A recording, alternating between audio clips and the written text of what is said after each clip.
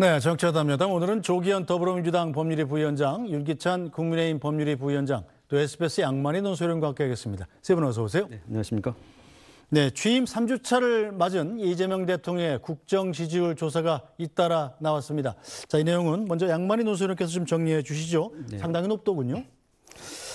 네, 취임 후 첫 직무 수행 평가가 이제 잇따라 나오고 있는데 여권 입장에서 보면 나쁘지 않은 결과라고 할 수 있을 것 같습니다.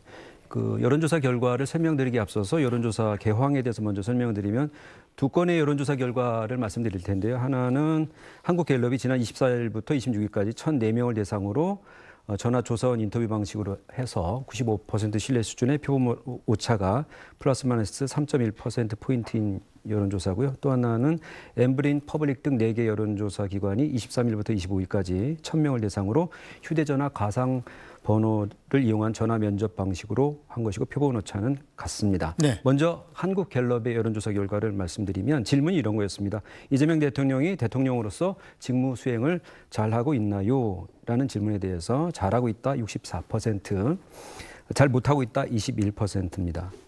그렇다면 왜 이런 평가를 하느냐는 질문이 이어졌는데 긍정적으로 평가하는 이유로는 경제 민생 14%, 추진력, 실행력, 속도감이 13%, 소통 8%, 그 뒤에 전반적으로 잘한다도 8%, 인사 6%, 직무 능력, 유능함 이런 등등이 이어졌습니다.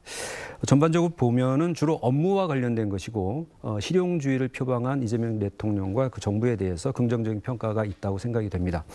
부정적 평가 이유로는 과도한 복지 민생 지원금 20%, 외교 나토 불참, 도덕성 문제, 자격 미달, 인사 10% 이 정도여서 주로 국민의힘에서 제기했던 문제들에 대해서 부정적으로 평가하는 응답자들은 공감하고 있는 것으로 보입니다. 네. 이 관련해서 한 가지 이제 첨언을 드리자면은 지역별로 여론조사 결과가 나와 있는데요. 직무 수행을 잘하고 있느냐 질문에 대해서 대구 경북에서 잘하고 있다가 44, 네. 과반은 아닙니다만은 44, 잘못하고 있다 33이 나왔고 부산, 울산, 경남은 56대 29로 나왔습니다. 대구 경북에서 잘하고 있다가 잘못하고 있다보다 더 많이 나온 거네요. 네, 그렇습니다. 네. 네. 이어서 NBS 결과를 말씀드리면 NBS 결과는 이를 잘하고 있다고 생각하느냐가 62%, 잘 못하고 있다가 21%. 그래서 잘하고 있다는 응답은 9%포인트, 잘 못하고 있다는 평가는 21%포인트 상승한 것으로 나와 있습니다. 네. 정당 지지도에 대한 조사도 있었는데요. 갤럽은 민주당이 43, 국민의힘이 23.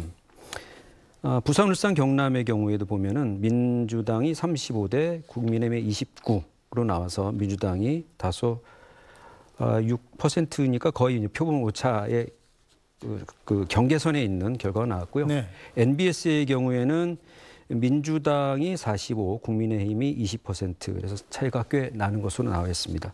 그 대통령의 직무 수행과 관련해서 갤럽이 그동안에 오랜 조사 결과 축적이 있기 때문에 이전 대통령과 좀 비교한 결과도 내놨는데요. 김영삼, 김대중 전 대통령 71%였거든요. 예, 호칭을 떼고 설명드리면 노무현 60, 이명박 52, 박근혜 44, 문재인 84, 윤석열 52, 이재명 64입니다. 그러니까 노무현 전 대통령 때부터 보자면 보수 정권의 경우 대통령의 첫 직무 수행 평가가 대개 40에서 50% 정도대라고 한다면 진보 정권의 경우는 60% 이상이 나왔고 이제 문재인 전 대통령이 84%로 가장 높았는데 이재명 대통령의 경우는 64%니까요. 괜찮은 스타트다 이렇게 평가할 수 있을 것 같습니다. 네, 상쾌한 출발 정도로 볼 수 있겠습니다. 조기현 부위원장 그렇게 보십니까? 네, 그렇습니다. 일단 이게 통상 정권 출범 초기에 허니문 기간 동안에 지지율이 좀 높은 편이긴 한데요. 그런 통상적인 허니문 기간의 이 여론의 이 지지 이상의 의미가 분명히 있어 보입니다. 긍정평가의 이유로 제시되고 있는 게 경제, 민생, 추진력, 실행력, 또 소통.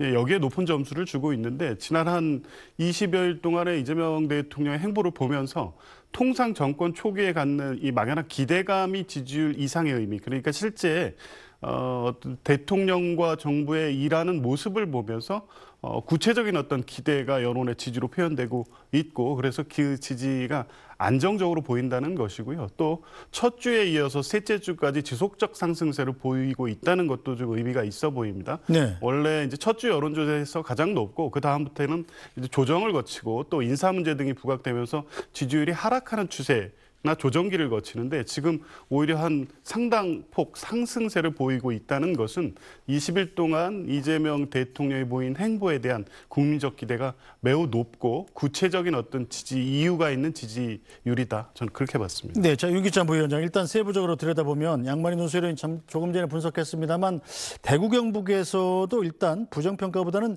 긍정평가가 높게 나왔는데 그나마 대북 경북 지역은 44%에 불과했고요.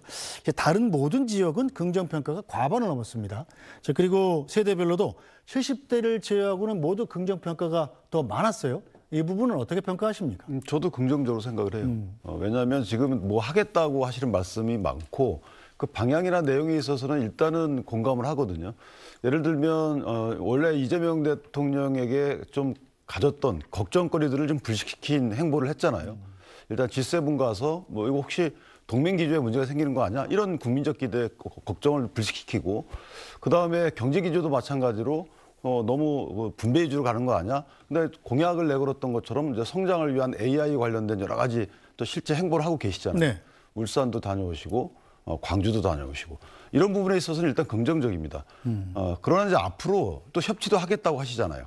그런데 이제 하겠다고 한 것들에 대해 실제 하는지 여부가 앞으로는 이제 지지율 추이의 변수다. 예컨대 협치를 하겠다고 말씀을 막 하시는데 실제 협치를 위한 여러 가지 조치를 이어지느냐를 이제 국민들이 보시겠죠. 그다음에 보수 정부와 이 진보 정부의 차이는 뭐냐면 보수 정부는 이제 긴축 재정을 하기 때문에 실제 처음 출발할 때 국민적 지지가 그렇게 많지는 않아요.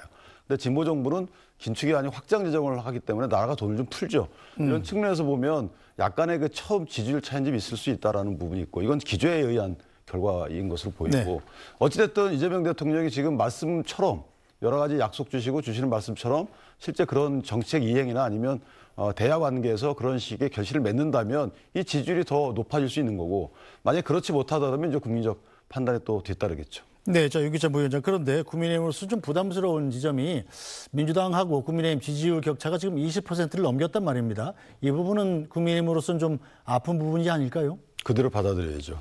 이 부분은 사실은 지금 국민의힘이 아무 역할도 못하고 있다라는 것이죠. 20%면 사실 아주 고정적인 지지층만 네. 지지를 보내고 계신 건데 어찌됐든 인사청문회 내지 또 대통령과의 관계 등을 통해서 보면 국민의힘이 아직까지 역할을 못하고 있는 건 맞습니다. 그런데 앞으로 이제 정책 기조를 어떻게 가져갈지가 문제예요. 예를 들어서 매번 대여 협상에서 지고 있거든요. 그다음에 대통령과의 협상에서도 안 들어준다라고 저희가 목리만 부릴 뿐이지 실제 어떻게 행동으로 나아가는 건 없어요. 따라서 지금은 이제부터는 국민의 힘은 힘이 없지만 국민은 힘이 있기 때문에 실제 국민께 호소해서 국민의 힘을 빌리는 그런 국민의 힘이 돼야 되겠다는 생각이 들어서 그 부분은 이제 새로운 지도부가 들어서거나 또는 비대위 체제가 곧 들어서게 되면 뭔가 같은 정당의 대여 투쟁의 방법 이런 것들이 좀 변화가 있을 겁니다.